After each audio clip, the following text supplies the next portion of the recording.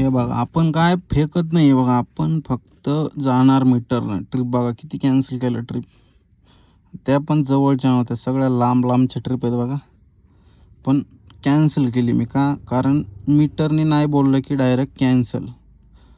जर मीटरनं कस्टमर पैसे देत असेल तरच जावा, जास्त नाही 1 ते 2 दिवस जर असं केलं ना सगळ्यांनी, तर 100% तुम्हाला सांगतो सगळे मीटरनं रेट भेटतील आपल्याला.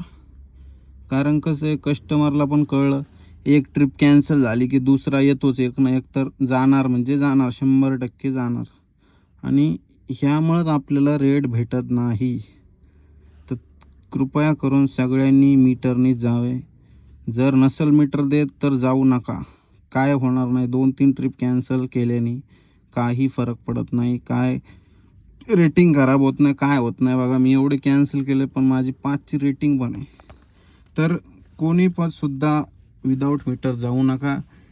कॅब प्रीमियम असेल तर 100% तुम्ही जावा, कारण रेट पण चांगला भेटतो कॅब प्रीमियममध्ये. आता मी कॅब प्रीमियमची एक ऑर्डर मारलेली बघा, 32 रुपये किलोमीटरने पैसे भेटलेले. अशी जर ट्रिप असेल तरच जावा, माझं म्हणणं असं आहे.